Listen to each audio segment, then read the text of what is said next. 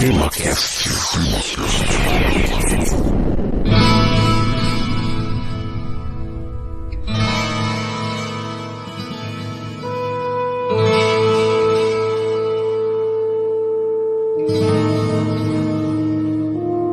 Muito bem, meus amigos, está começando mais um TemaCast. Aqui é Francisco Seixas e participarão desse episódio o José Simão Neto, também conhecido como Joselito, Juarez, Joaquim.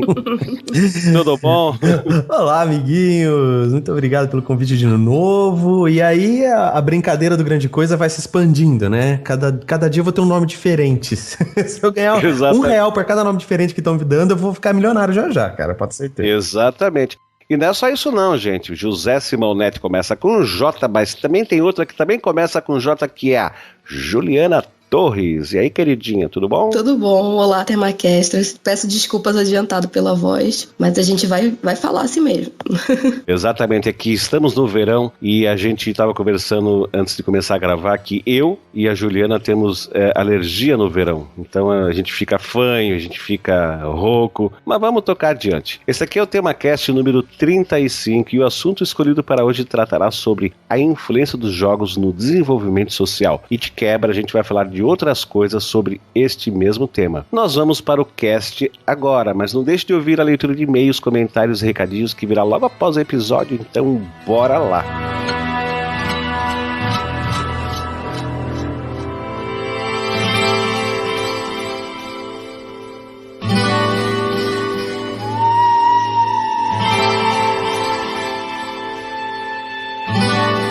Beleza, então, olha só, vamos falar sobre os benefícios. Os videogames trazem vários benefícios para as pessoas. Surgiram também estudos em universidades americanas e japonesas apontando que os jogos ajudariam a treinar agilidade no raciocínio e nos reflexos.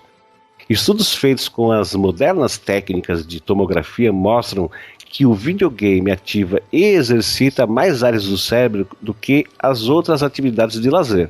Os jogadores podem também aprender a cultura de outros países, como por exemplo o Japão, aprender sobre mitologia, aprender a ter gosto pela leitura, além do usuário ter de criar estratégias em tempo real durante o jogo. E olha só, muitas vezes isso tem que ser feito bem rapidamente. E criar solução para os problemas e resolver quebra-cabeças, traduzir os diálogos, melhorando e treinando outros idiomas, como por exemplo, e normalmente, o inglês. Outro benefício interessante é usar o videogame como remédio. Um estudo publicado na revista especializada BMC Pediatrics recomenda que hospitais deixem as crianças que estão internadas jogar videogames de realidade virtual como complemento a remédios com a finalidade de reduzir a dor. O estudo afirma que as crianças, enquanto estão jogando videogame, sentem menos dor que quando tomam os analgésicos. Um cara chamado Nolan Bushnell, criador do Atari, afirma que as pesquisas mostram que as crianças que jogam com moderação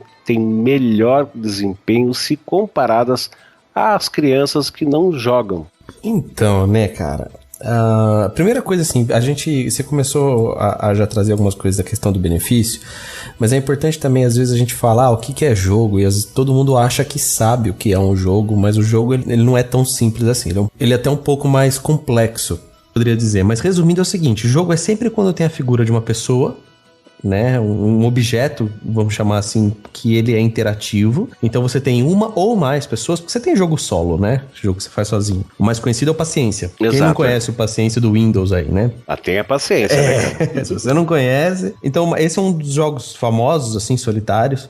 Tanto que em inglês chama Solitary, né? Pra quem não sabe, o Paciência em inglês chama Solitary, que é solitário mesmo. E os jogos com mais pessoas, que eles se enquadram em duas versões, que é competitivo e cooperativo, né? Jogo é sempre quando tem uma pessoa, que é o jogador, que ele interage com algo, cujo esse algo tem algumas regras em prol de um benefício e um objetivo. Então, se você tem objetivo e jogador e regra, isso é um jogo. Se tá faltando uma dessas três, deixa de ser jogo, tá? Se você não tem regra, não é jogo, é brincadeira, por exemplo. Uma brincadeira você brinca sem regra, né? Se você não tem um objetivo, não é jogo também, nem brincadeira. é simplesmente um sonho, é simplesmente você fazer expor alguma coisa pra fora. É uma simulação, né? É uma simulação, às vezes, aí também não é. Quando a gente fala jogo, é isso. A partir desse ponto de vista, você trouxe aí alguns dos benefícios do jogo e realmente, até por uma questão de experiência própria, de você ver o resultado em clínica, essas coisas, porque acho que seria interessante até me apresentar um pouco pro público. Eu sou psicanalista clínico e tenho mais 2, 3 especializações, são 2 especializações na verdade, mais uma que complementa, para adolescente e jovens adultos, vamos chamar assim. Então é naquela faixa etária de 11 a 25 anos. E eu tenho percebido na minha experiência clínica, na minha anamnese, eu converso com o meu paciente e eu vejo que ele é um jogador, e quando eu falo jogador, eu tô até incluindo jogos físicos, como vôlei, futebol, tênis e essas coisas, jogos que envolvem o físico como um todo, uma atividade de agilidade, não só de destreza e inteligência. Eu noto sim uma diferença até de coeficiente emocional, coeficiente intelectual, de jogo de cintura, de opinião própria. Por quê? Porque todo jogo, exatamente por ele conter o desafio do objetivo, a regra e o outro jogador, seja cooperativo ou competitivo, e como você mesmo falou, Chico, ele ativa várias áreas do cérebro, você nota essa pessoa treinando áreas e conexões sinápticas cerebrais que uma pessoa não jogadora não treina. Exato. Essa diferença básica que a gente vê na prática, claro que você pode procurar em literatura, você vai achar alguma coisa, mas eu tô falando agora num contexto prático que vai desde os meus pacientes aos meus amigos pessoais e eu mesmo, você nota, é claro. Se você conversa com, vamos botar aspas, um gamer, que ou seja, uma pessoa que declaradamente diz eu gosto de jogar e eu jogo diariamente, alguma coisa, não importa o que, você nota tudo isso que o Francisco falou de uma forma nítida. Então, por exemplo, eu sou autodidata em inglês, tá? Eu falo, escrevo e leio muito bem o inglês. Nunca fiz um curso. Eu aprendi tudo por causa dos jogos que eu joguei na minha vida e por causa de filmes e música. Porque eu cresci numa época que não existia DVD. Então você tinha que assistir o filme em inglês legendado. É raro ter uma fita dublada, né? E quando tinha, a gente não queria, porque a dublagem no Brasil até 10 anos atrás era horrível. Hoje é ótimo, né, Hoje tá muito bom. Tem alguns estúdios que estão de parabéns. Então você se depara a uma obrigatoriedade do uso do inglês, por exemplo, que é a língua do planeta Terra, praticamente. Não é a língua mais falada, mas é a mais importante. Exato.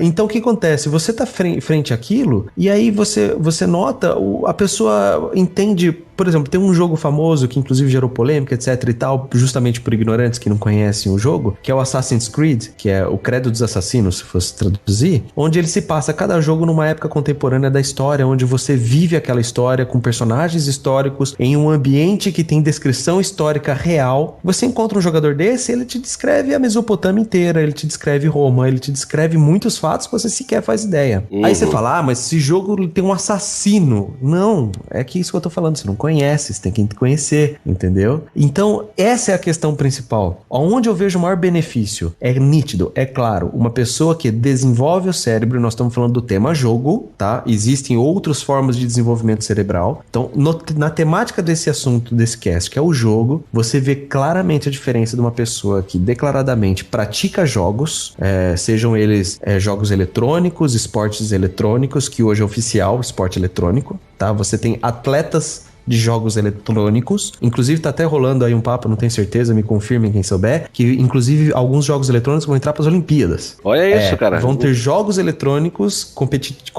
de competições eletrônicas de jogos de computador, que vão cair como modalidade olímpica. Já ouvi falar que tem alguém, acho que é algum país aí de umas próximas Olimpíadas estão querendo incluir isso. Porque, pra quem não sabe, quando um país cede, o país sede das Olimpíadas tem o direito de inserir uma modalidade esportiva naqueles jogos. E parece que tem uma que tá querendo inserir isso e ela quer manter como jogo olímpico oficial. Tá, então só o seguinte, Simão, já que você colocou isso como uma coisa a ser verificada, fazemos um convite então pra quem tá ouvindo, que coloque lá nos comentários ou mande e-mail, confirme ou desminta. Legal isso. Mas é interessante essa bola que tu levantou aí. Vamos ver. Então, assim, só pra concluir, o jogo tem todos esses benefícios, sim, é nítido, dá pra perceber isso numa pessoa considerada um jogador, né? Sempre lembrando que você percebe isso se ele for um jogador saudável, porque existe também os malefícios, né? Como tudo na vida, até água em excesso faz mal, tá? Exato. Então você tem, sim, quando você reconhece aquele jogador como sendo considerado um jogador saudável. Depois a gente pode explicar o que seria um jogador saudável com mais calma. Exato. Ele tá falando da psicanálise, né? Eu tenho uma visão mais comportamental. A gente pode verificar a mecânica do jogo, né? Ela é muito envolvente. Geralmente, o jogador, ele entra na mecânica do jogo, ele aprende aquelas regras, faz toda aquela simulação, né? Como se ele estivesse vivenciando aquilo. E, a partir disso, é como ele explicou também a parte neurológica, né? O cérebro, ele já faz as sinapses, já fica como se fosse pré-programado. E aí, quando ocorrem situações na vida real, onde ele precisa de um raciocínio rápido, que ocorra situações que sejam semelhantes ou parecidas, ele já tem uma agilidade maior mesmo, por conta desse treino mental. É bem interessante.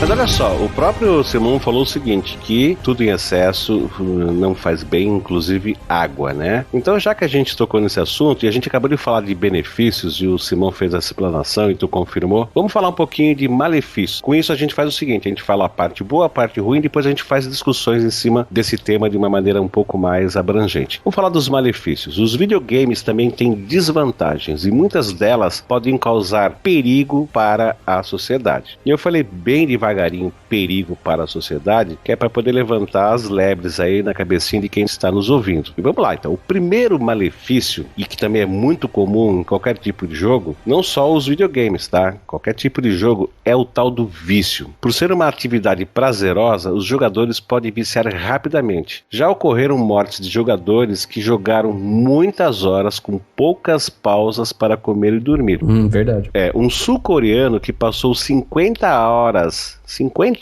quase ininterruptas à frente de um computador, divertindo-se com jogos, morreu de parada cardíaca minutos depois de finalizar a sua epopeia em um cybercafé. Se não me engano, ele estava jogando Counter-Strike, essa notícia. Exato, exatamente. Mas aí, pera um pouquinho, né, gente? Aí alguém vai falar assim, tá vendo só como é que o jogo é ruim?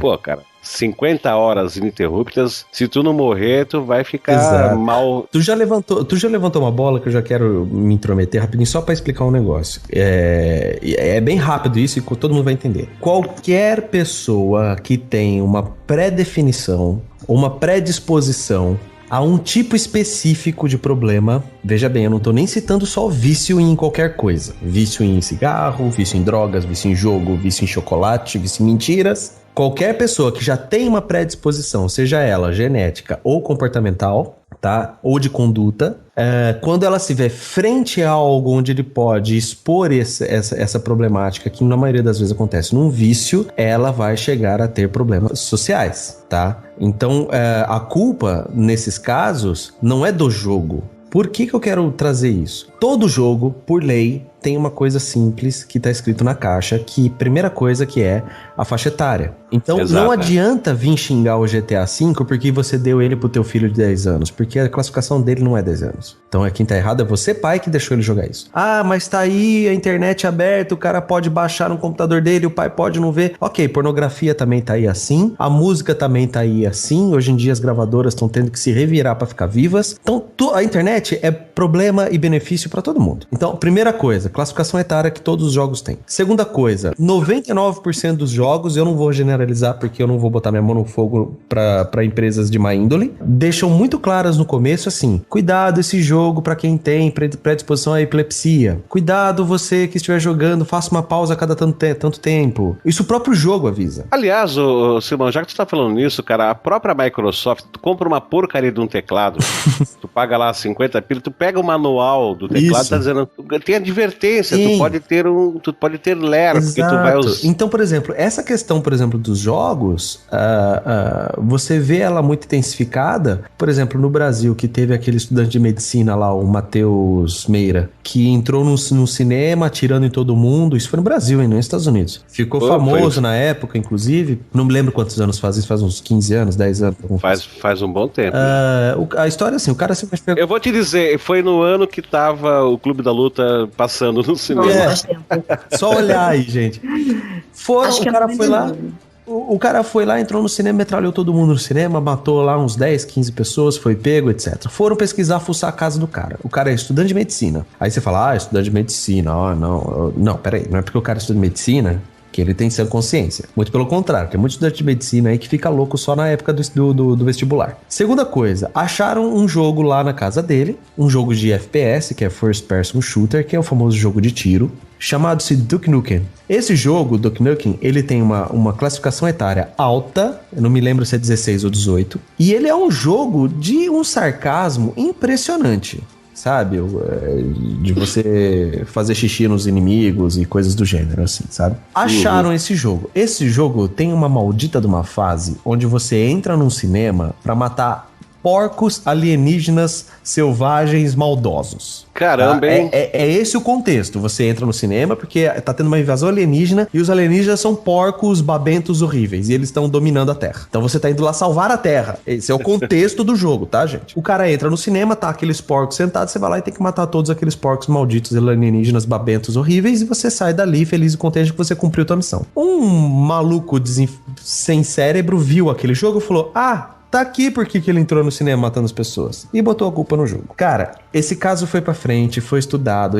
Fizeram um laudo psicológico. Os psicólogos e psiquiatras desse caso já anunciaram que o cara era sociopata, que ele tinha problemas psicológicos severos, que ele tava já tendo problema de conduta e comportamento na universidade, que ele tava pra ser expulso. Um monte de coisa. Mas só lembram do jogo. Só lembram da porcaria do jogo que deu o azar de ter aquela fase. Então, tu viu só? Como eu tava falando, é o seguinte, trazendo isso que o Chico acabou de falar. Qualquer problema com a predisposição para ter... Qualquer pessoa com uma predisposição para apresentar um problema social, seja qual for o vício, ele vai manifestar. É o mesmo caso do massacre de Columbine. Foi a mesma coisa. E, se não me engano, foi no mesmo ano. E os meninos também, eles tinham muitos problemas escolares. Foi reportado muito na mídia na época e tal. Mas as pessoas só lembram, mas eles jogavam jogos violentos. Como se fosse só a culpa do jogo exclusivamente, né? Exatamente. Na verdade, tem todo um contexto social, tem todo um contexto psicológico que vem junto com o jogo. O jogo é só um fator. Exato. Eu quero só acrescentar também que nós não estamos aqui defendendo os jogos violentos, hein, gente? Vamos prestar atenção. Nós estamos aqui trazendo uma justificativa plausível, isso é estudado, isso é mensurado, você pode procurar em literatura,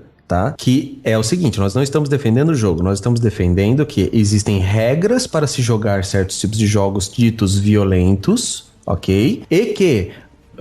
digo e repito, eu sou uma pessoa assumidamente que joga, tá? Eu sou uma pessoa que todo dia eu dou uma jogadinha em alguma coisa. E nem por isso... Eu cresci assistindo Robocop, eu cresci assistindo Rambo, tá? Eu tinha a lancheira do Rambo quando eu ia pra escola. Cara, Robocop é um dos filmes mais violentos. Foi considerado um dos filmes mais violentos da década de 80. E eu cresci assistindo isso. Eu sou fãzaço do Robocop. E nem por isso eu sequer tive uma briga na minha vida. Eu sequer dei um murro no rosto de alguém na minha vida inteira. Então, não estamos defendendo jogos violentos. Nós estamos apenas trazendo para vocês que uma pessoa com predisposição a qualquer tipo de transtorno social, frente a um vício, ele vai manifestar. Seja cigarro, seja drogas, seja jogo, seja mulheres, seja chocolate, seja mentira, seja lá o que for. E esses casos extremos são uma exceção. São. Não é a regra. É a mesma coisa de você... Alguém da sua família viajar de avião, o avião deu uma pane, o avião caiu, o seu tio morreu, e daquele dia em diante você fica com medo de avião, fala que o avião é uma merda, fala que aquele seu tio querido foi levado por causa da VASP, eu vou usar uma empresa falida para a gente não ganhar processo, e aí o que é? A culpa é do avião agora? Não é assim que funciona. Então... Exato, e como a gente conversou antes de começar a gravar, culpar os jogos porque um maluquete foi matar gente em cinema é uma coisa que você dizer que não podemos mais produzir facas porque alguém foi lá e pegou uma faca e matou um monte de gente. Exatamente. Né? Exato. O problema não tá na faca, tá em quem empunha a faca. Né? Exatamente.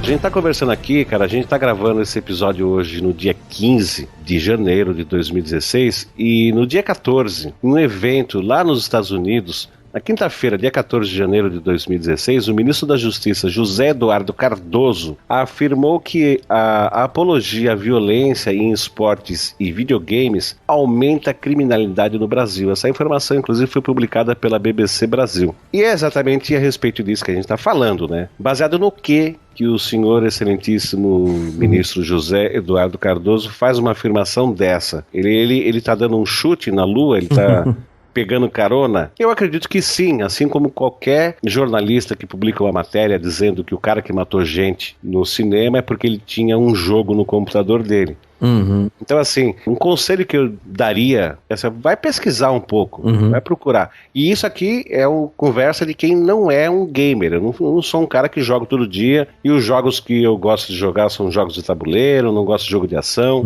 não tenho nada contra. E digo, ninguém vira um psicopata assassino, exterminador, porque tem um jogo tipo GTA ou sei lá o que em casa. Mas sou a favor de controlar o acesso a esses jogos de acordo com a faixa etária. Mas aí a gente vai partir para uma outra fase desse cast, onde a gente vai falar acerca desse controle, né? Que esse controle, o fabricante pode até colocar lá na caixinha do game, jogo impróprio para menor de 18 anos, mas como é que o menor de idade tem acesso a ele? Exatamente. Partimos então para a fase das polêmicas. Ó, eu quero já trazer uma primeira polêmica, que é o seguinte: quando você pega uma nação como o Brasil, que se diz pátria educadora, mas todo mundo sabe que não é, e desculpa seu movimento político, eu não estou falando de política, eu estou falando de fatos, eu estou falando de realidade. Nós não temos uma pátria educadora. Você pega uma pessoa de extrema importância como um ministro, né? E ele fala isso, ele automaticamente, para a grande massa, se torna real, se torna verdade. E muitas vezes um político desse não chega onde chegou à toa. Um político desse, ele tem os lobbies dele. Então, das duas, uma. Eu vou tentar acreditar que esse homem é extremamente inteligente está fazendo uma jogada política para conseguir mais votos e uma compreensão, um entendimento público, já que hoje a opinião pública é muito contra o governo, né? Então, às vezes ele fala uma coisa dessa para tentar ganhar um pouco mais da opinião pública. Ou esse cidadão realmente não sabe o que está falando, né? Devido a tudo isso que a gente já falou já no comecinho do cast. Os jogos violentos não fazem isso. Não adianta também botar a culpa no nível cultural do jogador ou do brasileiro, porque isso é a mesma coisa que chamar o brasileiro de burro, e não é verdade, né? Eu acho que o brasileiro, no contexto geral, sofre sim de educação, mas ele não é burro a esse ponto. Então, realmente, na minha opinião, eu acho que o ministro foi muito infeliz com esse comentário dele, não querendo defender os jogos, mas sim querendo defender uma opinião equivocadíssima dele, falar isso em público e não ter vergonha de falar isso em público. Tá? Não é um jogo violento que faz um país violento, é falta de educação, é falta de oportunidade, é falta de cultura, tudo isso que esse país não oferece hoje, tá? Bom, essa é a minha opinião do porquê que eu acredito que esse homem falou isso, a barbárie. Mas assim, ó, sem a gente ficar dando muita luz para cego, né? E dando muito holofote para opinião de quem está ministro, o que a gente pode dizer é o seguinte: o jogo não é exatamente 100% uma coisa maravilhosa e nem é exatamente 100% uma coisa maldosa. O que a gente tem que colocar aqui é assim, ó, que o jogo tem lá a sua parte em que ele é extremamente importante para o desenvolvimento de raciocínio, de noção espacial e outras coisas, mas ele também deve seguir algumas regras, e principalmente quando o jogador tem menos idade. Então a gente já falou assim, ó, o cara que fica lá, sei lá, 12 horas por dia, 15 horas por dia jogando, esse cara vai ter um problema de lesão. Sim. Esse cara é viciado. Isso não é bom. Mesmo assim, a gente não pode culpar o jogo, porque se ele não jogar o jogo não vai bater nas costas dele e vai falar, vem jogar. Exatamente. Tá? Uma outra coisa é com relação a tipos de jogos que têm conteúdo de violência e de sexo, e que pessoas menores de idade, crianças, têm acesso. O fabricante do jogo que bota lá o alerta, jogo impróprio para menores de 18 anos. Esse fabricante que coloca essa advertência, ele não pode se responsabilizar se a criança tem pais que, porque se sentem culpados, porque estão ausentes dos dois trabalhos, e deixa lá a criança e compra o jogo e dá, não, filhinho, a tua compensação por a gente estar ausente é que você vai ter o joguinho. Exatamente. Bem lembrado esse ponto, né? Porque a gente tem tanto hoje em dia também que tá na moda que é comprar celular caro, né? Exato, pra compensar, quanto os jogos. E sim, uma criança que tem acesso a um jogo desse tipo, pode, como ela está em fase, isso é opinião minha, eu não sou psiquiatra nem psicólogo, vocês podem até me contradizer e me rebater. eu acredito que uma criança que tem acesso a jogos assim e que está em período de formação, de personalidade, de caráter, pode sim ser influenciado de maneira errada, tá? Ou pelo menos, se não vai interferir nas ações que ele vai praticar no futuro, pode adiantar uma coisa que vai no mínimo suprimir a vivência da infância dele, vai trazer ele muito rapidamente para um mundo que pertence aos adultos, né? Sim. Se não, se uma dessas crianças já tem lá um quezinho de psicopata, isso vai acelerar. Sim. Mas assim, eu só tô sendo opinião de leigo. Não, assim, eu concordo com você no sentido assim, talvez seja isso que você esteja tentando falar. Quando uma criança ela tem contato com esses games, não que ela vá se tornar uma psicopata, mas essa violência exacerbada, ela dessensibiliza essa criança, né? Isso. Ela vai tornando essa criança cada vez mais, vamos dizer, acostumada a essa violência, acostumada a ver isso e achar que é normal, começar a incorporar aquilo no repertório dela como uma coisa que pode ser comum, e quando na verdade não é. Aí a gente entra também na questão do momento em que o Brasil vive hoje. Momento que eu digo é época, tempo, era, né? Hoje em dia, a criança que joga hoje é diferente da criança que jogava na década de 80, por exemplo. Sim, os jogos são muito diferentes, né? São muito diferentes. Além dos jogos serem diferentes, os pais são diferentes. Porque, quer queira ou não, hoje nós estamos... Eu, por exemplo, tenho 35, tá? Eu tive uma educação dos meus pais que hoje estão na casa dos 70. Que é diferente da educação hoje dos pais que são obrigados a serem economicamente ativos, o que tem na faixa de 40, no máximo 35, entendeu? Então você vê criações e formas de educação totalmente diferentes da nossa, ou seja, o que eu tô querendo trazer existem sim um fato das crianças de hoje em dia também não terem embasamento moral até pra conseguir suprir um jogo desse e entender que é uma brincadeira, que é um jogo que etc, que ela não vai poder fazer isso com os coleguinhas na rua, por exemplo, né? Então tem esse contexto temporal, né, histórico-social, vamos chamar assim. E por outro lado, pelo lado bom do contexto histórico, a gente tem aí a geração de pais que também foram gamers, né? Que também jogaram, tiveram contato com essa primeira geração e não existem só os pais irresponsáveis, existem os pais responsáveis também. Claro. Tem pais que jogam com os filhos, é um momento de lazer, ali de socialização, e tem esse lado bom, né? Que a gente tá polemizando. Uma informação aí pra galera, que não sei se todo mundo vai saber disso, hoje não, já, desde 2004, a indústria de jogos já ultrapassou Hollywood, por exemplo, tá? Hoje em dia você vê Star Wars, graças a Deus, já atingiu aí a bilheteria do filme mais vendido da história do cinema. Isso não é novidade pra indústria de games. O que o filme do Star Wars conseguiu até agora, e ele nem saiu ainda de cartaz, tem jogos que conseguem isso com uma semana de venda, tá? Exatamente. Então, assim, hoje a indústria dos jogos faz mais sucesso do que a indústria de Hollywood, por exemplo. Todo mundo acha que é tão bilionária assim. Não é. O último campeonato de Dota, que é um jogo cooperativo, competitivo de times, ele premiou $10 milhões pro time vencedor. Pra você ter uma ideia do que é $10 milhões, é mais do que o prêmio da Libertadores da América. Olha isso. Tá? Então, quer dizer, você vê um joguinho de computador premiando mais do que a própria Libertadores da América. Então, por que isso tá acontecendo? Porque hoje, os jogadores gamers que são economicamente ativos de hoje são as crianças da década de 80 que aprenderam e começaram a essa fama, essa indústria dos jogos. Quem gostava, quem era fã de todas essas coisas, que são os videogames na sua época de ouro, hoje é o público adulto economicamente ativo, que gera dinheiro pra isso. E, consequentemente, olha o teu filho e fala, filho, você quer jogar? Tudo bem, não vejo problema, eu também cresci jogando. Isso é um jogador saudável, que sabe que tem responsabilidades, que sabe que tem que estudar, que sabe que tem que ir pra escola, mas que também pode brincar, pode se divertir com jogos eletrônicos, porque o pai consegue entender isso e consegue trazer essa responsabilidade pro filho. E provavelmente consegue também fazer um certo controle do tipo de conteúdo que esse filho vai ter acesso. Com certeza. Não, eu tenho casos de crianças, adolescentes que estavam passando na minha clínica, mas o problema não era nada, assim, um problema sério, em que eles mesmos relatavam, não, meu pai desliga a internet às 10 da noite. Às 10 da noite desliga o roteador de casa quando não é férias. Exato. Não, filme, eu sei que existe filme pornô, eu sei que é pra maior de 18, eu já assisti, mas eu não fico vendo porque eu sei que não é legal, porque eu sei que não é pra mim. Eu tô falando de uma criança de 14 anos. Então, não é só também você proibir, coibir, ou mesmo usando o termo da Ju, reforçar negativamente um comportamento, ou querer botar na cabeça da criança um tipo de conduta que você julga ser certo, porque foi assim que você foi educado e etc. Porque não é assim. A melhor coisa mesmo é diálogo, conversa, e o que eu falo pra todos os pais dos meus pacientes, tá, gente? Não sei se talvez eu consiga ajudar vocês. Regra, limite e carinho. Se você colocar esses 3 com o teu filho, você pode ter certeza que você vai educar um bom ser humano. Mas Simão, já que você está falando dessa forma, tu tá trazendo um pouco do teu consultório aqui pro cast, fala um pouco pra gente, até o convite se estende a Ju, né, a respeito dos tais jogos terapêuticos, né, o uso deles como instrumento em terapias psicanalíticas. Isso. E eu não sei se a Ju também vai colocar na parte dela, que é a parte comportamental, mas eu faço um convite para vocês aí, vamos lá.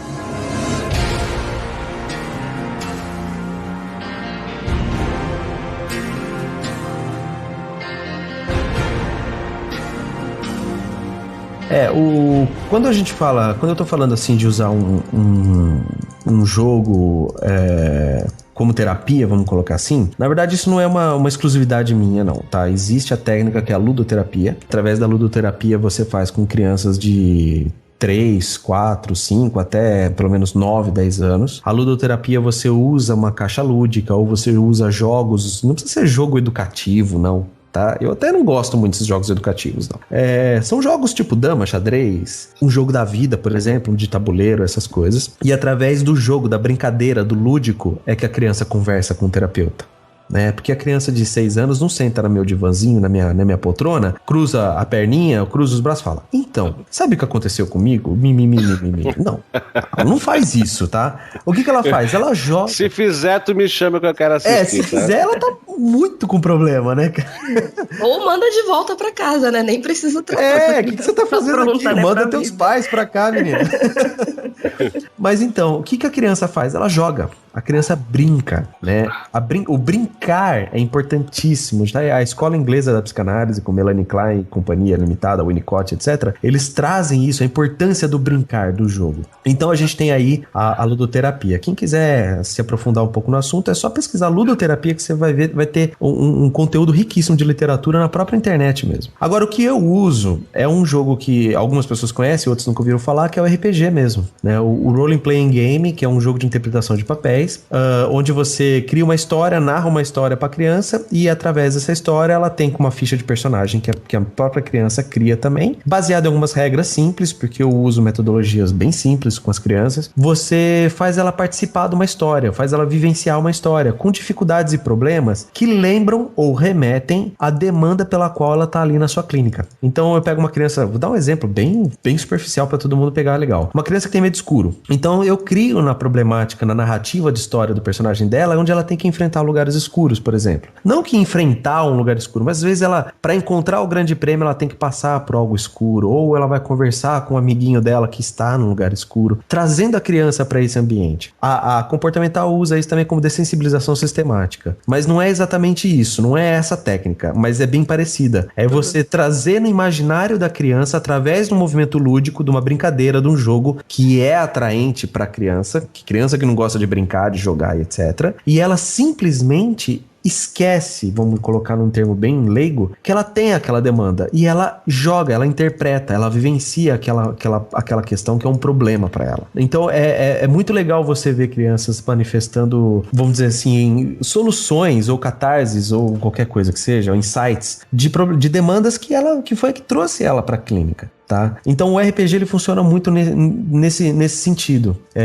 A última criança que eu atendi assim, ela gostava muito de pôneis e cavalinhos, etc. Então ela fez uma ficha de uma personagem que era uma menina, onde ela encontra um pônei, esse pônei fala com ela, abre um portal pra ela ir no mundo dos pôneis, que esse portal ficava no armário, que ela morre de medo da porta do armário. Olha isso. E aí o que aconteceu? Ela acabou entrando no armário, com muita relutância, mas no jogo a gente tá falando, ela entrou nesse armário, e lá dentro do armário tinha um mundo fantástico do pônei, que claro, tudo isso aí fui eu que criei, ali na hora pra ela jogar, e de repente ela se viu ali vivenciando uma coisa que hipoteticamente ela nunca faria, que era simplesmente entrar no armário da casa dela. Foi quando eu contei isso pra mãe, expliquei isso pros pais, isso tudo é orientar, tem a supervisão dos pais, e aí eu comecei a orientar os pais de como fazer a aproximação da criança na casa dela, até usando uma técnica de dessensibilização mesmo, mas depois das sessões, jogo. Foi incrível que na segunda sessão a criança ficou curiosa pra saber o que tem dentro do armário, e ela entrou no armário.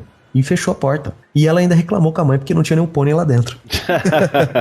Então eu tô dando um exemplo, né, de um caso real que aconteceu comigo na minha clínica. Existem outros casos também. Crianças mais velhas eu já pego um jogo pronto, como, sei lá, o Dungeons and Dragons, que é um RPG famosíssimo, e eu explico pra ele o livro. Crianças com problema escolar. Ah, meu filho não estuda, meu filho não gosta de ler, meu filho... Ah, não gosta de ler? Então peraí, manda ele pra cá. Apresento pra ele o RPG e boto o primeiro livro do jogador, que tem 450 páginas, no colo do moleque. E falo, e aí? Vamos ver aqui, o que você quer ser? Ele, tá bom. Olha, tem esse. Ah, eu gostei desse. O que faz? Ah, lê aí. E a criança fica 20, 30 minutos lendo na minha sessão. Lendo. E não é um textinho simples para uma criança de 6, 7 anos. É um texto para jogadores acima de 15, 16, tá? Exato, e ele lê. Eu cheguei a emprestar o meu livro e a criança comeu as 350 páginas em uma semana. Ele leu o livro inteiro. E aí eu chego pra mãe e falo, o problema não tá que seu filho não gosta de ler, o problema tá sendo no sistema de ensino da escola, ou ele tá muito desinteressado, ou a professora não tá sabendo lidar com essa problemática, mas seu filho não é que ele não gosta de ler, ele não tá se sentindo motivado pra ler. Ele não tá tendo incentivo, Isso. Né? Eu já tive casos de pacientes que falam que são terríveis com o inglês, que não gostam do inglês, eu apresentei um livro-jogo em inglês pra ele, que ele estava interessadíssimo pra ler. Eu dei o livro, um dicionário e falei, vamos lá que eu vou te ensinar como é que você vai fazer isso aqui. E o cara começou a ler aquilo, que ele não entendia, ele lia no dicionário, foi indo, ele leu o livro-jogo inteiro. Foram pelo menos umas 200 páginas. Em inglês, ou seja, do idioma que ele tem tanto pavor. Então, nesse caso, o RPG entra com um movimento terapêutico fortíssimo e com resultados, eu não vou chamar de imediatos, mas muito rápido. E é uma ferramenta fantástica, né, cara? Porque a criança se sente motivada com aquilo. Ela quer aquilo. Isso é que eu achei legal. Foi uma coisa que eu descobri muito sem querer e olha que eu vi, deu certo e comecei a usar e eu já tenho aí pelo menos mais de 30 pacientes com essa técnica, todos com resultados positivos. Tá, mas me digam vocês uma coisa, o que vocês poderiam falar a respeito dos jogos projetivos, né? Que é aquele que tem o slogan revelando eu sem o jogador perceber. Onde é que entra esses jogos projetivos? Esses jogos positivos, na verdade, eles pegam emprestado um termo que é psicanalítico, né? Que é a projeção. O RPG é um jogo projetivo, tá? Que realmente ele faz isso. A pessoa, sem perceber, tá colocando, vamos colocar assim, características dela que ou ela sublima, ou ela não reconhece, ou ela faz questão de não reconhecer, né? Que nem tudo gosta de assumir que é, sei lá, invejoso, orgulhoso ou ciumento, seja lá o que for. E eu posso falar isso com certeza, porque eu mestro sistemas de RPG desde os meus 15 anos, eu tô com 35. Então você faz a conta aí, você sabe o quanto que eu tenho de experiência nesse tipo de jogo. 20 anos. Eu li bastante, eu gosto bastante disso. E toda vez que eu chego com um personagem e fala, vai, faz essa ficha do teu personagem. O cara fala, o que eu posso fazer? Pode fazer o que você quiser. Ele sempre projeta no personagem o eu ideal, como ele gostaria de ser. Mas é assim, 90% das vezes no RPG eu vejo isso acontecer. Então os jogos projetivos, eles têm essa propaganda, assim, eu não conheço outros, tá? Desculpa a minha ignorância, eu sei do RPG porque é assim mesmo. Mas eu vejo muita gente se projetando nesses jogos, por exemplo, de RPG, querendo ser uma coisa que ele não é. E projeta mesmo, viu, gente? Projeta mesmo. Ele coloca ali o eu ideal dele, que é aquilo que ele sempre quis ser e não consegue. Eu acredito que seja assim mesmo. Que é uma oportunidade, né, cara? Onde o cara faz isso e não tem nenhum compromisso, porque é um jogo, né? Exatamente. Exato. Então, com isso aí, o cara consegue botar uns bichos pra fora, vamos dizer assim. Era o que eu tava falando, até que eu falei que o jogo é um tipo de catarse, né? A catarse é uma forma de você colocar pra fora, vamos colocar assim, pro pessoal entender legal. Catarse é quando você faz assim, sai, tira aquele peso das minhas costas. Lida com os seus demônios, Isso, né? Quando ele fala, entendi isso, puxa, era isso que estava acontecendo comigo, foi-se embora esse meu problema. Às vezes a pessoa usa um jogo, até o violento, pra ele não precisar fazer isso na rua com outras pessoas, ele faz um jogo. Tem gente que encara bem assim. E esses jogos projetivos fazem bem esse papel também. Né? Eu sempre quis, sei lá, pegar um arco e flecha e dar flechadas em orcs malditos, maldosos e babões. Beleza, você pega lá seu D&D ou qualquer outra coisa e você vai fazer isso. E o cara sai de uma sessão de jogo, e eu tô falando de sessão de jogo, tá? Porque a gente chama o RPG como sessão também. O cara sai da sessão feliz, descarregado, uma sessão de descarrego pra ele aquilo. Aquela violência que todo mundo tem tanto medo. Exato. Entendeu? Então esse é um ponto de vista. Então o jogo projetivo, ele faz realmente esse papel, né? Eu só conheço o RPG.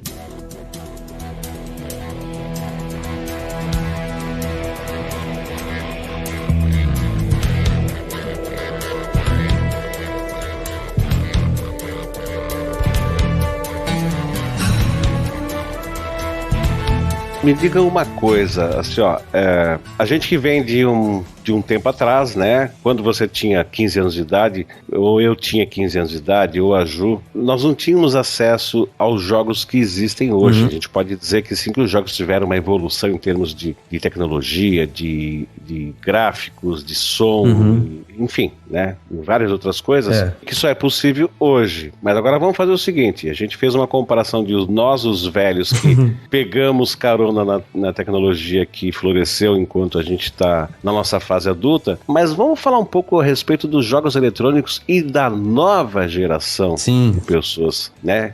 Os novos jogadores, né? O que vocês teriam para dizer a respeito desse pessoal que está chegando agora? Por exemplo, a minha filha não consegue conceber o que é um mundo sem celular. Sim. Ela nunca viveu num mundo sem celular, né? Essa criançada que está chegando agora, como assim não existia jogo? Como assim não existia celular? Né? O que a gente pode falar a respeito dos jogos eletrônicos e dessa nova geração que chega no mundo já tendo tudo isso, e como é que funciona para elas isso aí? Quando a gente fala sobre uma nova geração de jogadores, eu costumo dizer às pessoas que do ano 2000 para cá, nasceu uma nova geração de seres humanos. O que é essa nova geração de seres humanos? São pessoas que nasceram num mundo onde existe a internet, onde existe o smartphone, são pessoas que nasceram num mundo onde tudo é rápido, prático, imediato, né, o imediatismo impera nesse caso. São pessoas onde você vê claramente que os pais fazem tudo por elas. Por quê? Essas pessoas foram obrigadas a crescer e amadurecer na marra, porque na nossa época não tinha isso. Então você vê, assim, pais, é muito comum, pais super protetores. Eu vou dar tudo pro meu filho aquilo que eu não tive. E hoje tá tudo acessível. Então eu diria que a gente tá criando uma geração de preguiçosos até, onde você não faz força nem pra subir o vidro do carro, onde você não levanta nem pra trocar o canal. Exato. Hoje nós vivemos uma geração onde você tem tudo na palma da mão, que é o seu smartphone. Eu tenho uma sobrinha de 10 anos, que quando ela tinha 8, ela ganhou um iPad. Nem eu tenho um iPad hoje em dia. E eu falei pro meu cunhado, olha, não acho uma boa jogada você dar um iPad pra uma criança de 8 anos. Isso é um equipamento que custa R$2.500, R$3.000, tá na mão de uma criança. Mas ela pediu, e de novo, vou dar tudo pra minha filha, aquilo que eu não tive. Ok. Ele deu. E resultado foi que essa menina ficou com pouquíssimo tempo com esse iPad na mão. Em menos de 3 meses ela quebrou o iPad. E aí ficou aquele remorso. Não devia ter comprado, não sei o quê. Eu falei, olha, não é pra tua filha isso. Mas você vive uma geração hoje onde a criança olha pra uma televisão, ela quer apertar a tela. Ela não sabe que existe mais botão, ela quer apertar a tela da TV. Então, essa nova geração é até uma geração, entre aspas, a gente fala entre nós aqui, né? Que é uma geração colorida, porque hoje tá tudo muito colorido, né? Tudo muito chamativo. Muito gráfico. Muito gráfico. Né? É pra vender mesmo, né? E o jogo é fácil de obter, né? Você faz um download, seja pirata, ou seja, você grava um CD, um DVD, um Blu-ray, e você chega pro seu pai, que na maioria das vezes é ausente porque tem que trabalhar, e pede e ele dá pra você. Então você tá você tá criando uma geração de... Eu costumo colocar esse termo, né? Mas é analfabeto digital. É preguiçoso mesmo. É uma geração que acha que ele pode entrar nesse mundo digital e esquecer do real. Eu tô vendo muito isso. Muita gente te crucificando, tá? Não, eu tô falando isso num contexto geral. Não tô falando que todo mundo é assim. Aproveitando o gancho do que o Simão falou, posso fazer uma indicação? Eu li recentemente, semestre passado, um livro do acho que é Nicolas Carr. Vou pesquisar direitinho, mando pro Francisco pra ele colocar no post. A internet está nos deixando burro. É um livro muito interessante de um jornalista americano e ele fez muitas pesquisas porque... Ele já tem mais de 40 anos, passou dessa faixa. Ele tava em casa e ele tava lendo e ele tava lendo pra uma matéria, né, pra montar uma reportagem e ele começou a ficar inquieto porque ele tava no tablet procurando as informações e ele terminou no YouTube. Aí ele começou a notar que ele estava repetindo esse comportamento. Ele não estava mais se concentrando nas atividades que ele tinha para fazer. E ele começou a observação à volta dele, né, dessa constância da internet em todos a nossa volta, principalmente na classe média geral, né, tanto lá nos Estados Unidos quanto no restante do mundo. O acesso quase que ininterrupto, 24 horas, as pessoas não têm um controle mais hoje. Antigamente, você entrava na internet, você tinha um horário para entrar, né, tinha um horário para sair, tinha tudo isso. Hoje não, internet está no seu celular, está no seu tablet, está no seu computador, está em qualquer lugar. Está no seu 3G, então você está indo para o trabalho, você está na internet, você chega no trabalho, você está na internet, chega em casa, você está no WhatsApp. A internet está inundando as nossas mentes. Eu achei uma boa análise. Não é uma análise psicológica, psicanalítica. Qualquer um pode ler. É muito interessante. Ele coloca muitos dados. Ele pesquisou em neurologia os efeitos da memória mesmo. O Google está prejudicando a nossa memória. Ele consegue provar no livro. A gente não guarda mais as coisas a longo prazo, porque a gente sabe que vai dar uma pesquisada ali rápida e você vai achar aquela informação de novo. É diferente de quando você tinha que fazer uma pesquisa numa biblioteca, em algum lugar, e você tinha que ler aquele artigo inteiro que estava ali na sua mão para você ter aquela informação. Hoje não. A gente tem essa informação em qualquer lugar. E aí eu acho que entra um pouco... Ele não fala muito de jogos, não. Ele cita, sim, algumas partes de jogos eletrônicos, mas eu acho que é bem pertinente, é bem ligado a esse tema de como a gente pode deixar um produto, no caso, ou o jogo ou a internet, né? A gente pode fazer um paralelo, tomar conta mesmo e a gente perder a atenção, perder esse foco por conta de um agente externo. Olha, Jô, vou até ilustrar um pouco o que você está falando. É assim, ó. Antigamente, eu vou falar de mim. Antigamente, eu sabia data de aniversário e telefone de pelo menos as 10 pessoas mais queridas, mais chegadas. Isso, tá? Ele fala isso na introdução do livro, ele fala sobre isso.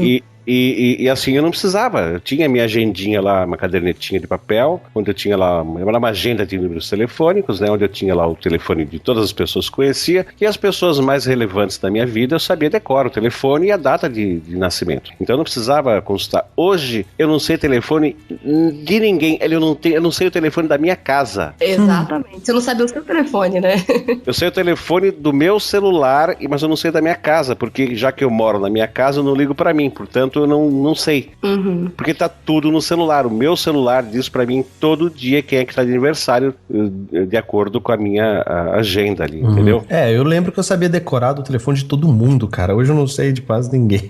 Eu achei Exato. que os superficiais, na verdade. É porque a tradução, eles colocaram o Google está nos emborrecendo. Eu achei essa tradução horrível, mas seria os superficiais, o que a internet está fazendo com o nosso cérebro.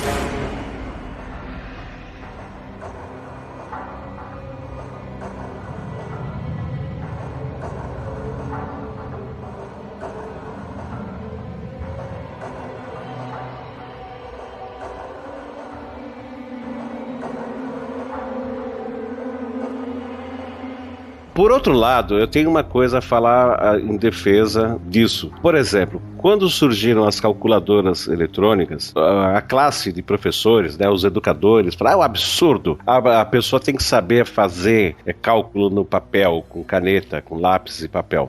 Mas aí fica aquela pergunta, hoje você tem calculadora no computador, você tem calculadora no celular, você tem calculadora no relógio, tu realmente precisa saber fazer cálculo, né? A tabuada do 1 ao 10 tem que saber fazer no papel? Tá, em algumas situações sim. Eu acho que todo mundo deveria saber a tabuada do 1 ao 10 decor. Acho que os adultos provavelmente sabem. Mas assim, do jeito que as calculadoras estão inseridas na vida da gente, em tudo quanto é lugar que a gente vai, até em lugar que você não quer, tu compra uma agenda eletrônica, a função dela é agenda, mas ela tem uma calculadora. Né? Tu compra caneta, já tive caneta que tinha uma calculadora na própria caneta, entendeu? Então assim, tá tão acessível que de repente já não faz mais, não é mais necessário. Ele fala um pouco sobre isso e a crítica que ele faz é o seguinte, a grosso modo, a gente tá fazendo da internet, ele não diz que a internet é algo mal, muito menos os jogos e a tecnologia, longe disso. O que ele fala é desse exagero e pra onde a gente tá indo com esse exagero. É como se a gente pegasse uma muleta e estivesse fazendo essa muleta de cadeira de rodas, entendeu? A gente tá deixando ela nos levar, ao invés de deixar ela nos auxiliar. É diferente quando você não tem um controle do uso. E a mesma coisa que acontece no jogo, quando ele cita isso também. Ele fala que o jogo eletrônico, por exemplo, ele fala um pouco sobre os jogos sociais, de Facebook, que foi um estouro nos Estados Unidos, e no Brasil também, que são 40 milhões de jogadores em Fazendinha, em esses jogos mesmo que tem online, Candy Crush, né, que foi uma maldição aí pra muita gente com as solicitações, onde as pessoas, qualquer pessoa, aí no caso não era nem só os adolescentes, nem só as crianças, todo mundo estava envolvido com esses jogos porque eles davam aquela falsa sensação do accomplishment, de você conseguir alguma coisa. Olha, eu consegui uma moeda. Vou conseguir outra moeda, vou conseguir outra moeda, vou conseguir outra moeda. E aí quando você vê, você tá igual um rato da experiência do Skinner apertando a barra, entendeu? E não consegue mais parar. Exato. Ele fala sobre esse exagero que acontece tanto com a internet, quanto com jogos, quanto com o que nós estamos fazendo com a tecnologia. É o que o Simão também deu de exemplo do iPad. Qual a necessidade de uma criança ter um iPad? Nenhuma. Mas tá lá. Não é só com os seus parentes. Todo mundo tem um caso na família. Eu também tenho um primo. Eu não tenho sobrinhos porque meus irmãos são mais novos, mas eu tenho primos pequenos, eu tenho contato com eles meio que diário. Tem um de 7 anos que ganhou também recentemente um tablet maravilhoso, muito melhor do que o meu. Aliás, eu nem tenho tablet, eu tenho só um notebook. E aí eu fiquei olhando assim, eu falei, mas por que, sabe? Não faz sentido a mãe dele gastar desse jeito. Mas por quê? É uma mãe ausente, ele precisa ficar com outras pessoas, ele precisa se distrair e tal. Ainda bem que ele tá usando pelo menos pra leitura, ele gosta de ler, aí bota os livros lá. Menos mal. Mas só que vai virar uma muleta, entendeu? A gente já fica nessa observação ali de que aquilo uma hora vai virar algo mais do que um simples tablet, uma simples diversão. Eu queria só complementar, dizendo assim, na minha fala, eu tava falando só dos pontos negativos dessa nova geração, tá? Tem os pontos positivos também. Sim, né? tem. Porque essa nova geração de pessoas, jogadores, que eu tava brincando brincando não, que eu tô falando sério mesmo, eu tô falando que são preguiçosos, que estão mais mal acostumados, etc. Também acabou se criando uma geração de pessoas inteligentíssimas, tá? Exato. Hoje em dia, uma criança é isso que a gente tá falando, uma criança de 8 anos não precisa de um tablet? Não precisa, mas ela sabe lidar com esse tablet melhor do que a gente até. Não, ela nunca teve, ela pega um e sai usando. Exatamente, esse é o Já ponto. vem... Então essa nova... Já tá na ROM dela, já vem na ROM. Essa nova geração que eu falei, do ano 2000 pra cá, de crianças que estão nascendo e tal, essa geração são crianças inteligentíssimas, com uma capacidade intelectual e velocidade de raciocínio muito alta, muito rápida. São crianças com um dinamismo psíquico. Quando eu falo isso, eu tô falando assim de QI, de QE, que é o coeficiente emocional. Eu tô falando assim de pessoas com uma velocidade de raciocínio muito boa. São pessoas que já nascem com coordenação motora fina aguçada, porque você jogar no mouse e teclado, ou mesmo no controle do videogame, é difícil. Os jogos hoje, os modernos, os super lançamentos, etc., não são jogos fáceis. Quem não nasce e vem jogando esses jogos modernos, você pega uma pessoa de mais idade que nunca jogou isso e bota pra jogar, ele não consegue. Ele simplesmente não consegue.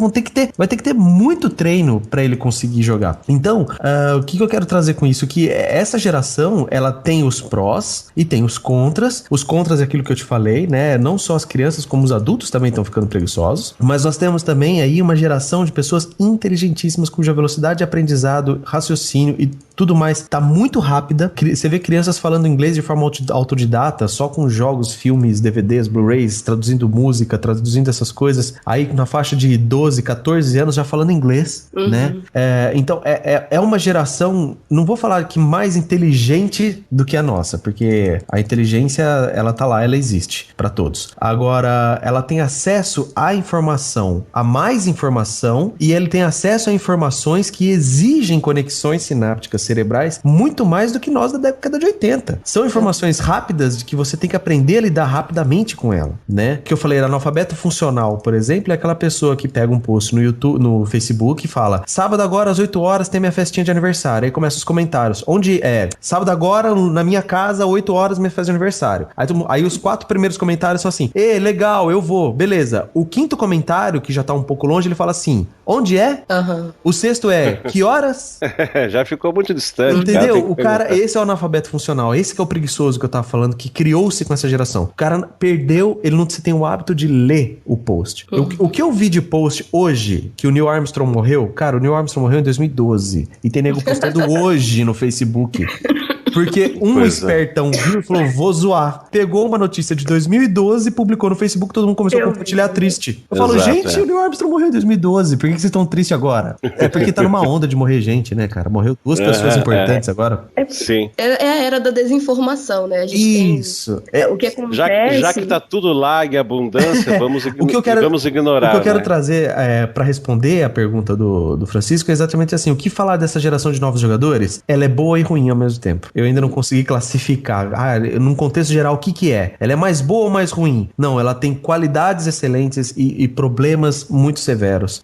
Ela é diferente, né? O nível de informação é diferente. Se antes não se tinha nada, era um funil, onde a base maior era pra cima, hoje a gente tem o contrário, a base maior tá embaixo, a gente tem uma série de informações e a gente tá sem esse filtro do que é importante e o que não é, principalmente com jogos, né? Exato. Então, infelizmente, eu acho, nem sei se seria infelizmente, tá? Mas é a evolução natural, vamos chamar assim. Hoje eu vejo essa nova geração de pessoas inteligentíssimas jogando essa sua inteligência, essa sua velocidade de raciocínio em coisas muito fúteis pro desenvolvimento social e pessoal, né? Eu até falo que o brasileiro é conhecido internacionalmente como Rue BR, né? E a nossa fama de Rue BR, esse termo Rue BR é um termo que nasceu nos jogos de pessoas que não têm noção de nada, que só querem saber de zoar, de brincar, de fazer essas coisas. Se o brasileiro usasse 10% da inteligência que eles têm pra bagunçar, pra fazer piadas, pra fazer memes tão engraçados, pra fazer coisas tão engraçadas, se eles conseguissem usar isso um pouquinho mais pra um desenvolvimento intelectual e educacional, nós seríamos um país extremamente incrível hoje. Mas no Brasil a gente... o problema é que a cultura de fora do jogo também reforça isso, né? O brasileiro ele precisa ser um malandro, ele precisa ter o jeitinho brasileiro, ele precisa disso pra se caracterizar como brasileiro. Exato. Você vê em jogos de multiplayer, de massivo multiplayer, né? Que são os MMOs, são servers internacionais, né? São servers localizados normalmente nos Estados Unidos, Europa e etc. Então aquilo é povoado praticamente de pessoas que moram naquele ambiente, América do Norte e Europa. É onde você vê mais. Quando entra um brasileiro, a gente bagunça tanto aquela coisa, faz piada, pede dinheiro e dá gold aí, dá moedinha, dá não sei o que, me ajuda aqui, faz personagem mulher pra ganhar benefícios, se é que vocês me entendem, e tem bastante. Aí você olha aquilo e fala... Não é a conduta padrão do lá fora. Porque eles não têm esse espírito malandro, espertão que a gente tem, né? Eu ouço muito o pessoal falando assim, nossa, como gringo é burro. Não é que gringo é burro, é que eles não têm essa malícia que nós forçadamente temos. Essa coisa do malandro, do esperto, tem que tirar vantagem em tudo. Eles não têm isso. Então, esta geração agora, não tô falando só do brasileiro, tá? No mundo inteiro. Isso eu tô falando no mundo inteiro. Mas ainda assim, a gente tem essa contextualização educacional mesmo, né? Que no Brasil, infelizmente, a gente não tem uma pátria educadora. Temos pessoas ótimas, inteligentes, temos pessoas diferenciadas aqui, lógico que temos, mas infelizmente não é a maioria. É verdade. Bom, gente, vamos fazer o seguinte, eu acredito que a gente passou aqui o nosso recado e falamos a respeito da influência dos jogos no desenvolvimento social. A gente não demonizou os jogos e nem endeusou os jogos. Sim. O resumo que a gente poderia fazer rapidamente é que o jogo é tão bom quanto ele é ruim, né? Vai depender de quem está usando, de que maneira ele está usando, e quando é menor de idade, depende de quem controla esse acesso para que a pessoa, a criança menor de idade, possa tirar proveito de jogos que tem jogos para qualquer idade. Exato. Entendeu? Então, eu diria até mais, viu? Não é só menor de idade não, tá? Tem muitas pessoas que são maiores de idade aí, com seus 28, 30 anos, que moram com os pais, eram para ser adultos responsáveis. Não tô criticando quem mora com os pais, não é isso. Tô criticando que essa pessoa já era para ter essa consciência e ainda assim se faz uso desses jogos de uma forma equivocada até. Eu só vou fazer um alerta agora aqui a respeito das opiniões pessoais para que quem quiser,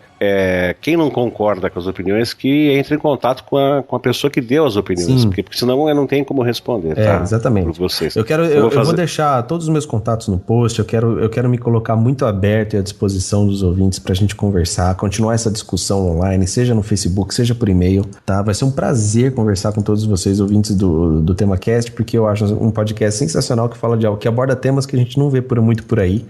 Eu adorei o tema de hoje, porque eu me considero um gamer, né? Eu gosto... Não, inclusive esse tema aqui foi sugerido pelo próprio Simão, quando a gente levantou lá no grupo Saiba Mais, lá no Facebook, para que os ouvintes dessem sugestões, e esse tema foi sugerido pelo Simão já há algum tempo, e a gente resolveu fazer ele dessa vez. Então, é assim, mas só reforçando as opiniões que cada pessoa dá, não só nesse episódio, em qualquer episódio, os convidados vêm, eles têm liberdade de dar as suas opiniões, e não necessariamente essas opiniões são opiniões do TemaCast. Mas o TemaCast jamais vai cercear o que um convidado vai falar. Porém, se você não concordou, você vai lá no post, você pega o contato do nosso convidado, você entra em contato, faz a sua objeção, se contrapõe, com certeza vai ser respondido, entendeu? E assim, é sempre um prazer, não só ter convidados aqui, como é o caso de hoje, que é o Simão e a Juliana, como é um prazer receber o contato dos nossos ouvintes, concordando ou discordando do que foi dito. É isso que faz o podcast, que faz aquele episódio em si se prolongar um pouco mais, se estender um pouco mais e ficar mais rico.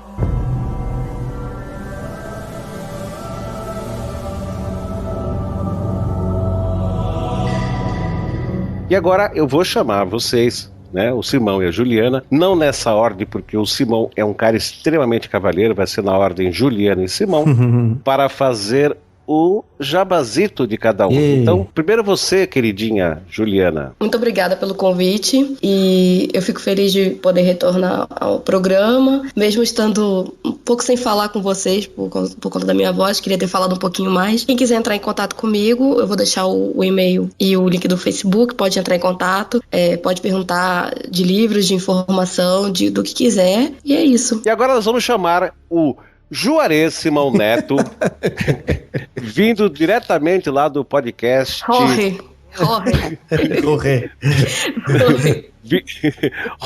Juarez Simão Neto, vindo diretamente lá do podcast Grande Coisa. Fala aí, jovem.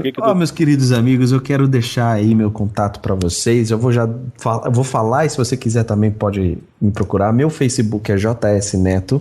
Tá? Meu e-mail é jsimonneto@gmail.com, pode me escrever. E eu queria muito convidar vocês a ouvir o Grande Coisa, que é o nosso podcast aí de cultura pop, uma coisa mais geral. É um bom podcast, né, cara? Ele é bom, mas também não é lá também, viu? Não é grande coisa. Esse ano a gente tá mudando um pouco o slogan. Hoje em dia nós estamos falando, é um podcast que é grande coisa.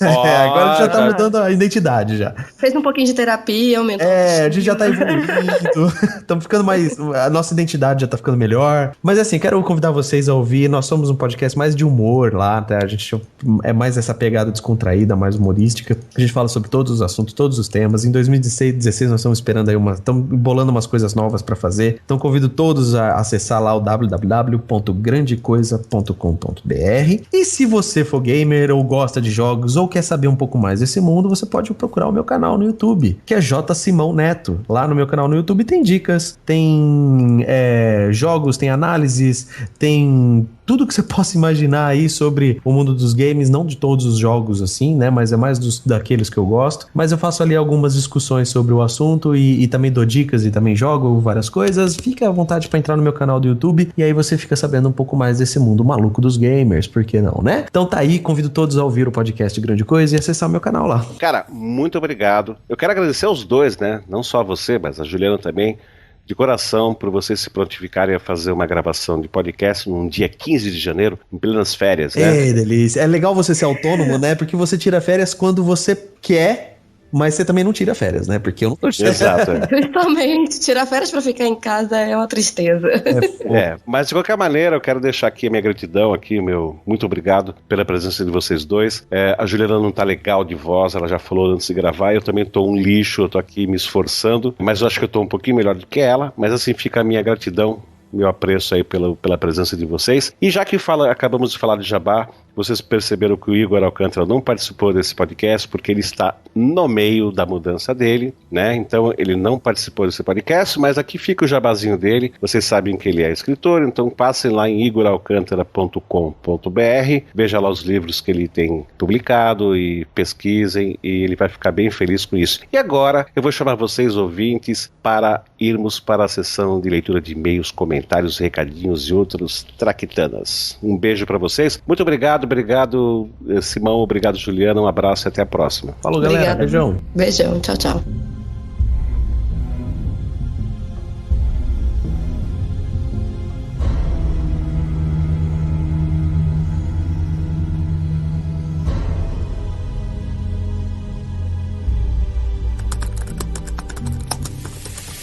E-mail. Comentários.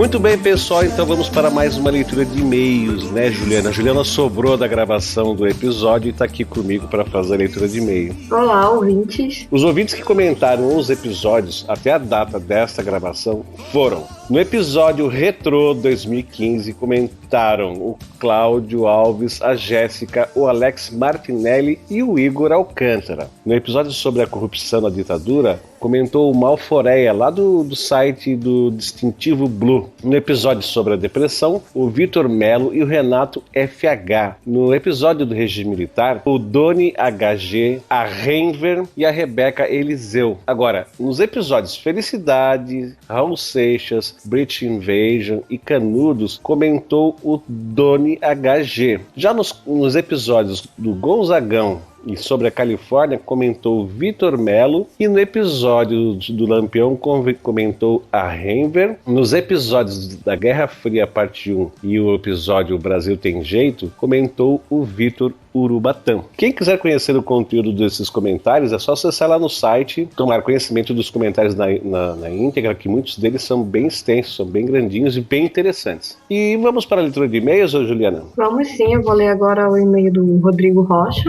e o e-mail dele começa assim: Prezado Francisco, gostaria de agradecer, pois fiquei maravilhado quando vi que uma das minhas sugestões foi maestralmente executada pela equipe do TemaCast, Luiz Gonzaga. Realmente é muito gostoso ouvir o material que vocês produzem com tanta qualidade. Luiz Gonzaga cantou sobre a cultura nordestina como ninguém. Gostaria de adicionar mais uma sugestão de tema, à já extensa lista que havia mandado antes. Maçonaria. Poucos sabem, mas Luiz Gonzaga era maçom, e inclusive compôs uma das mais lindas canções de se ouvir em loja. Por razão de juramento, não posso revelar qual a música. O tema da maçonaria é bem bacana de abordar, principalmente quando se faz uma avaliação histórica de sua influência em eventos no Brasil e no mundo. Alguns desses fatos, naturalmente, estão enclausurados sobre o pálido juramento de segredo maçônico, mas muitos estão liberados nos livros de história, como, por exemplo, a influência maçônica na independência americana e na brasileira. Se forem gravar sobre o assunto e se precisarem de ajuda, me disponho a ajudar. Um forte e fraternal abraço, Rodrigo Rocha Gomes de L. Perfeitamente, Rodrigo. Inclusive, eu já respondi esse e-mail para ele dizendo que sim, a hora que a gente for gravar, que a gente vai pedir ajuda. Já deixei, inclusive, o pedido de ajuda para quando a gente for gravar. Um abraço para você, viu, Rodrigo? Obrigado mesmo. Outro ouvinte que mandou e-mail foi o Marcelo Miranda. Ele disse o seguinte, um e-mail bem extenso que a gente vai ler assim uma parte dele. Olá, Francisco Seixas. Conheci o TemaCast ouvindo o Café Brasil. Sou muito seletivo ao incluir podcasts no meu dia a dia. O conteúdo diversificado do TemaCast é muito atraente. Como acompanho outros podcasts, não adotei a maratona de ouvir o podcast. Ouço 1 ou 2 programas por semana. Ouvi até o TemaCast 16, que trata sobre o 1º de abril, mas dei um salto para ouvir o maravilhoso TemaCast sobre a Califórnia. O programa sobre felicidade também foi muito bom.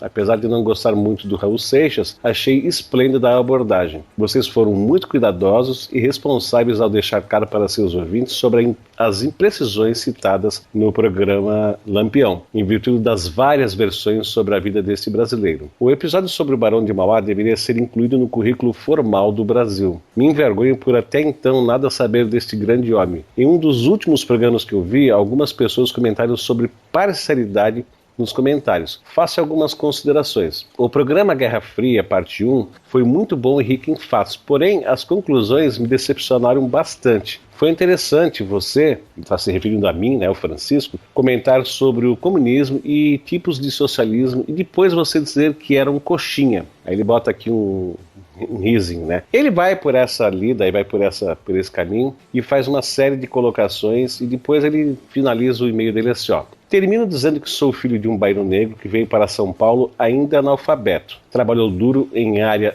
insalubre, comprou seus imóveis com o fruto do suor, ajudou como pôde na graduação dos seus filhos. Com 14 anos, eu já tinha minha carteira assinada. Aos 18, trabalhava a 30 metros de altura e a uma temperatura de 40 graus. Hoje estou graduado, tenho um bom emprego, casa própria e principalmente recebi o título de coxinha. E ponto final, e depois ele deixa uma frase para a qual eu solicitei que ele esclarecesse por e-mail, mas até agora ele não esclareceu. Ele diz o seguinte: faça um programa para todos. Ponto. Um grande abraço, Marcelo Miranda. Como eu solicitei para você, Marcelo, que você destrinchasse o que significa essa palavra, essa frase, faça um programa para todos, e você não me respondeu, tu me mandou outros e-mails. Tu mandou um monte de artigos a respeito de capitalismo, comunismo, mas tu não me respondeu precisamente a essa pergunta que eu te fiz. O que você quiser como faça um programa para todos? Porque até onde a gente sabe aqui no TemaCast, a gente faz programa para que todos ouçam. Agora, se for para agradar a todos, queridinho,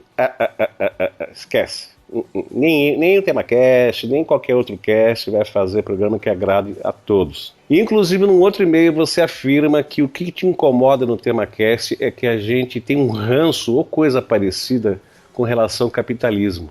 E também te respondi, eu acho que você se referiu, mandou e-mail para o podcast errado, porque aqui no TemaCast a gente não é bem partidário de qualquer tipo de ideologia, mas eu já falei várias vezes que se fosse para ser comunista ou capitalista, eu com certeza seria capitalista e seria inclusive coxinha, com muito orgulho, porque eu tenho realmente bastante reserva com relação ao comunismo, que é uma coisa linda, maravilhosa, perfeita e que só existe no papel, né? Se alguém tem alguma dúvida, dê uma olhadinha na Coreia do Norte. Mas de qualquer maneira, Marcelo, um abraço para você, obrigado aí pelo teu contato, tá? Um abraço. Pronto, agora nós vamos ao e-mail do Felipe Constantino. Ele começa com: Olá, TemaCast. Hoje conheci vocês por acaso, enquanto rolava a lista de sugestões de podcast no aplicativo Podcast Addict. Ouvi o episódio sobre a retrospectiva 2015 e gostei do podcast. Vocês falam bem, tratam de assuntos interessantes de forma equilibrada, séria e também descontraída. Assinei o cast e vou ouvir os outros episódios também. Obrigada por contribuir com conhecimento e informação para quem quer aprender. Sucesso e vida longa ao TemaCast. Obrigada, Felipe, pelo e-mail. Verdade, muito obrigado aí, um e-mail curto e objetivo, mas maravilhoso, cara, muito obrigado e espero que você aprecie nosso trabalho, tá? Olha só, quem mandou e-mail também foi o Léo Vigil dos Santos. Ele diz o seguinte, o assunto do e-mail dele é assim, ó, agradecimento pelo tema do podcast que fala a respeito do Barão do Rio Branco. E ele diz assim: gostaria de agradecer vocês pela ótima explicação sobre quem foi o Barão do Rio Branco. Fiquei muito satisfeito com o podcast, pois sanou minhas dúvidas sobre o Barão.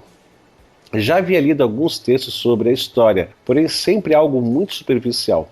E vocês explicaram com bastante clareza e as curiosidades me ajudaram também a aprender um pouco mais sobre este herói nacional.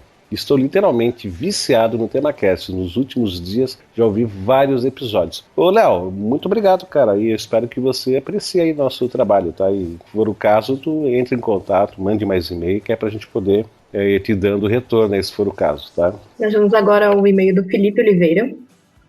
Olá, Francisco e Igor. É muito bom poder acompanhar o TemaCast. Gostaria novamente de parabenizá-los pelo excelente trabalho e incentivá-los. Continue, o TemaCast é maravilhoso.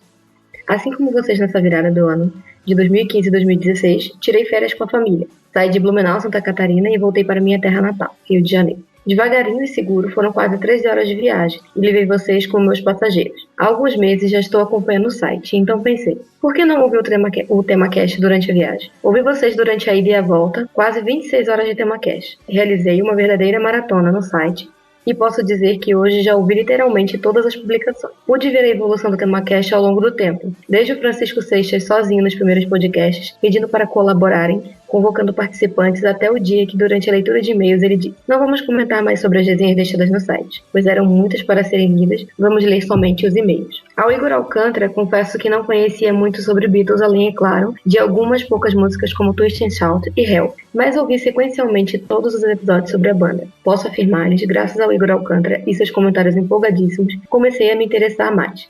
E tanto que já tratei de providenciar a compra da discografia completa dos caras. Ainda não ouvi toda ela, mas o suficiente para dizer que meus álbuns favoritos até o momento foram Please Please Me e Revolver. Enquanto lhes escrevo esse e-mail, estou ouvindo Abbey Road. Vamos ver se mudo de opinião.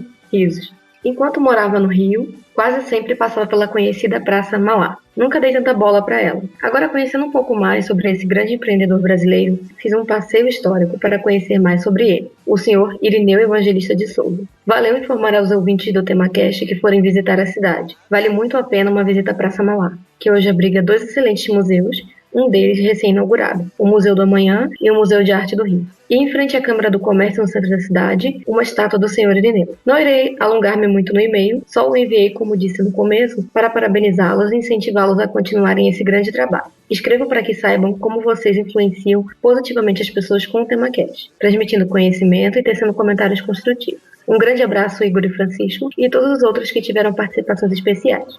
E muito obrigada por me manterem acordada durante toda a viagem. Rapaz, que bom. Isso que eu ia perguntar. Rapaz, se você viajou, viu o TemaCast, será que tu não deu umas cochiladas e tal?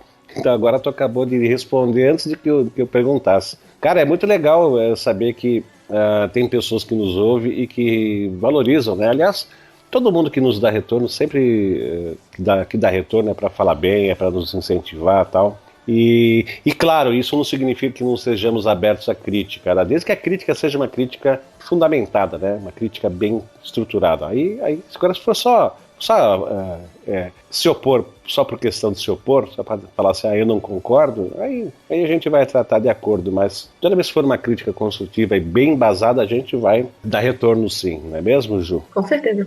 Então tá, esses eram os e-mails que nós tínhamos para ler, afinal de contas, em plenas férias, né, de final e começo de ano, e pré-carnaval, aí quase estamos já perto do carnaval, então até que teve bastante e-mails e comentários. E olha só, se você quiser participar também, basta acessar o nosso site em temacast.com.br. Lá no site, você pode fazer o seu comentário, enviar e-mails através do formulário no site, pela aba contato ou pelo endereço temacast@temacast.com.br. Lá no rodapé do site, você também encontra os botões para as redes sociais que o Temacast participa, que é o Facebook, o Twitter e o Google+.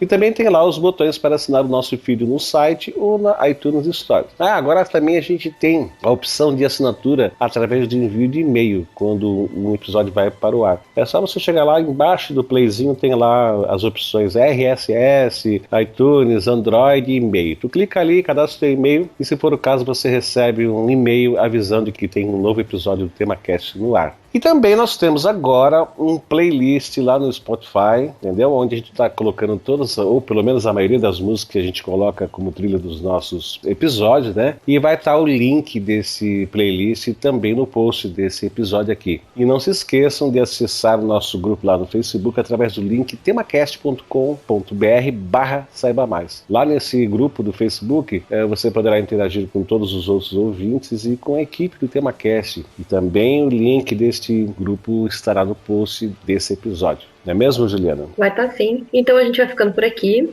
Não esqueçam, hein? De mandar os e-mails, mensagens de voz, comentários, curtir em todas as redes sociais. Vamos espalhar a palavra do TemaCast, hein, pessoal? Até a próxima, um grande abraço. Isso mesmo, pessoal. Um forte abraço. Até o próximo episódio, até a próxima leitura do e-mail. Bye, bye.